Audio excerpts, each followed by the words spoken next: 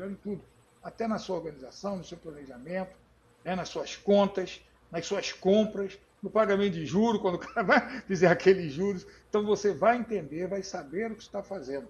É muito importante que a gente tenha essa visão. E é isso que a gente pretende para você, para te ajudar com a sua vida profissional. Então, mas existe um grupo, professor, que tem assim já uma, né, como característica ou como uma definição, ou que quer fazer um concurso público, seja ele, né, para qualquer uma das áreas, ou às vezes não é nem um concurso público, mas um concurso organizacional. Hoje nós sabemos que as grandes empresas todas contratam através de concursos, né, trainee, estagiários, essas grandes empresas que oferecem os salários, inclusive, melhores. Ela, antes da entrevista, já faz um concurso ali, né? Já vai tirando aqueles que não apresentam os conhecimentos mínimos necessários para a função. Então, nós temos um grupo enorme de pessoas que precisam de conhecimento, inclusive de imediato, para até estudar para um concurso público. Então, na sua opinião, qual deveria ser o primeiro ajuste de mentalidade, né, que essa pessoa deve ter antes mesmo de abrir o material de estudo? Eu nem estudei, vou começar a estudar agora para concurso. Tá? Como é que eu faço para estudar? Eu até vou aproveitar essa pergunta e dar um gancho contigo aqui. Será que existe um jeito melhor, um jeito mais inteligente de eu estudar a matemática? Mesmo que para quem já deixou algum tempo, para quem acha que não tem jeito de levar a matéria, mesmo para aquele que acha, isso não entra na minha cabeça, né? Entra. Então, qual seria a sua dica para essas duas situações? Eu costumo falar muito, Josué, que, por exemplo, e aí eu vou ter que dividir a minha fala em dois momentos, tá? O primeiro momento é para a pessoa leiga, né, que vai fazer um concurso de matemática. E como eu estou vendo aqui na nossa audiência aqui de hoje, que temos diversos professores também que acompanham o nosso trabalho, que estão presentes aqui, e eu tenho certeza que eles também querem ser contemplados aqui na minha fala.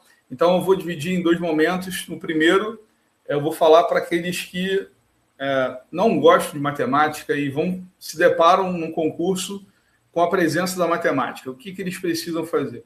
A primeira coisa é entender o seguinte: se a gente pode usar a estatística para poder sustentar aquilo que a gente está falando aqui. Se a maioria das pessoas, né, não gostam de matemática, se você está num concurso de âmbito geral, né, em que tem matemática, se você conseguir pontuar muito bem, você está na frente dos outros candidatos. Com certeza. Então, é isso que eu falo para aquelas pessoas hoje que estão pensando num concurso público e que não são especialistas em matemática. Tá? Então, para esse público, eu acredito muito que se eles performarem muito bem em matemática, eles estão à frente dos outros candidatos. Então, a matemática pode ser a chave da aprovação para essas pessoas. Agora, falando para o professor, né, que já é especialista e que almeja uma vaga num concurso público ou no mestrado, a primeira coisa que ele precisa entender é: concurso público, ele é um funil que vai ali elencar, né, os melhores de uma determinada área.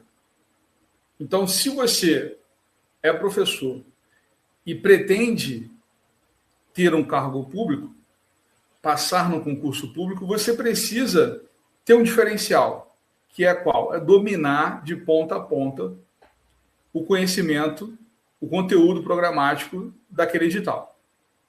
Então, você não pode ter ressalvas, tipo, um exemplo muito comum, né? Olha, eu gosto muito de matemática e tal, mas quando eu pego uma questão de geometria, eu dou uma derrapada. O que acontece? Todas as questões de geometria que estiverem na prova desse professor, ele vai ter dificuldade de fazer, não que ele não consiga fazer. E aqui eu estou fazendo uma fala do ponto de vista desse cara que é especialista, né? Não que ele não consiga fazer, mas ele precisa fazer isso dentro de um tempo adequado. Mais ou menos, cada questão aí, em média, você tem que fazer em 3 minutos. Significa que você vai ficar 3 minutos em cada questão? Não. Questões muito fáceis, você vai fazer o quê? Você vai fazer mais rápido. E agora, uma dica master aqui para ambos os públicos, né? Nunca faça uma prova de concurso na ordem em que as questões aparecem. Então, eu estou compartilhando uma dica minha aqui que eu uso há muito tempo. Eu faço uma leitura transversal da prova e vou classificando as questões e começo a fazer pelas questões fáceis. São ridículas. Aquela que você olha assim, aqui é só usar isso aqui e pronto, acabou. Por que você deve fazer assim? Porque, primeiro de tudo, isso te dá confiança.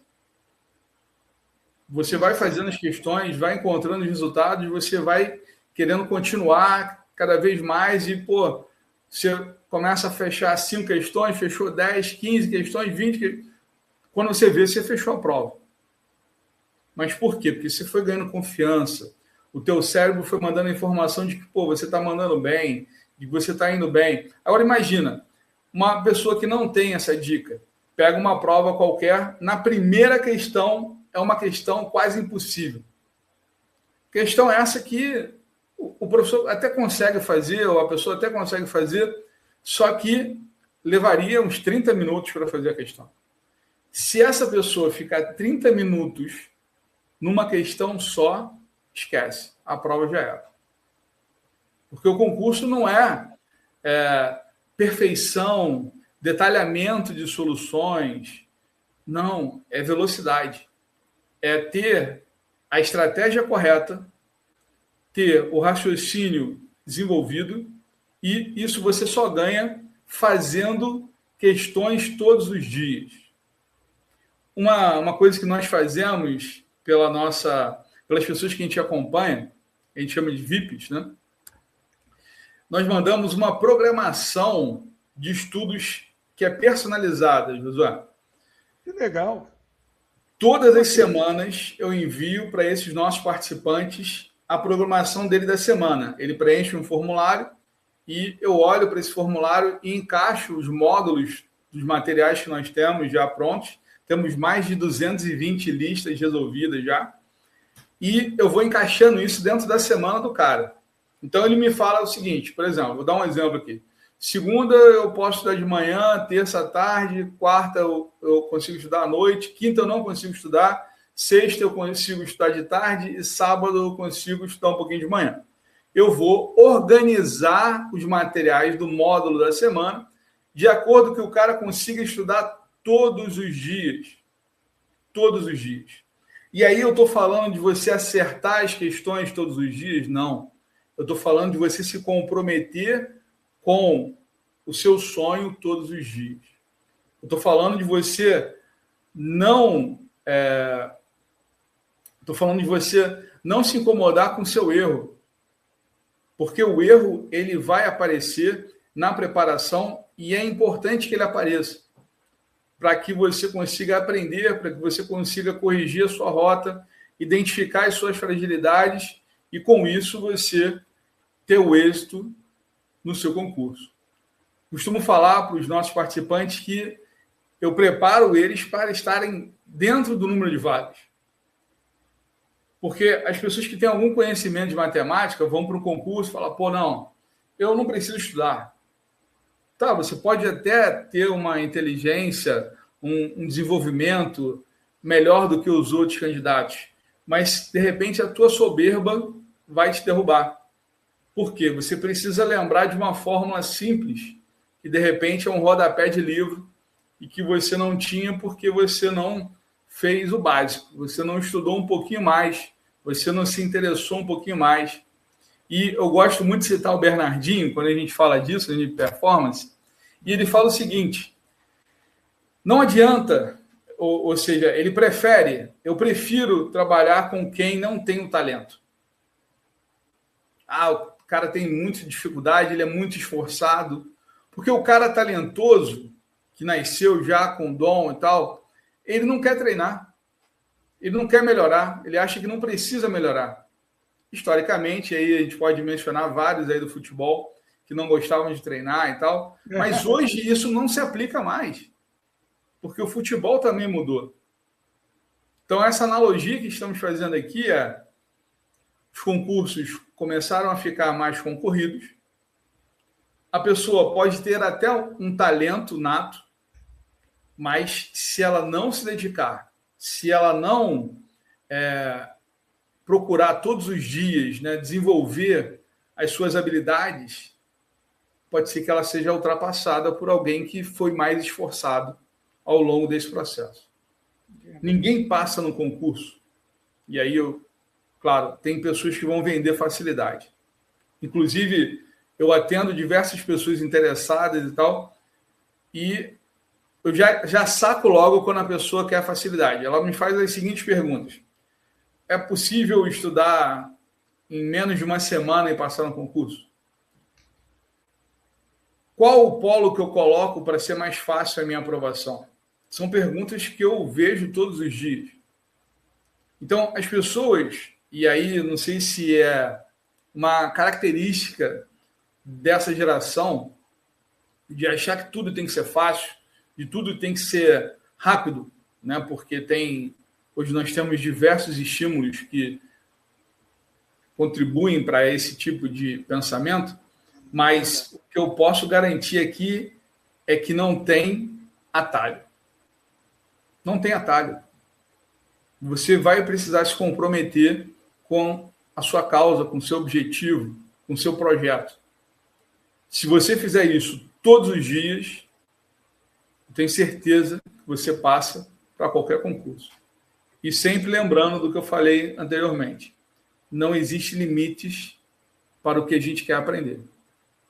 Verdade. Nossa cabeça, nossa capacidade, todos nós, gente, ela é muito maior do que o que a gente imagina. Então nós temos que aproveitá-la para fazer o que com essa capacidade? Construir os seus sonhos, construir a sua carreira, atingir os seus objetivos. Não estou falando do meu nem do Leandro, não. Você vai correr atrás daquilo que traz maior satisfação. E no nosso YouTube, Papo Transparente. Você também pode nos assistir pelo Spotify e no LinkedIn. Não perca, falamos sobre o que está acontecendo de atual e das possibilidades de emprego, de trabalho, de empreendedorismo, de startup, de estágio, tudo voltado para você.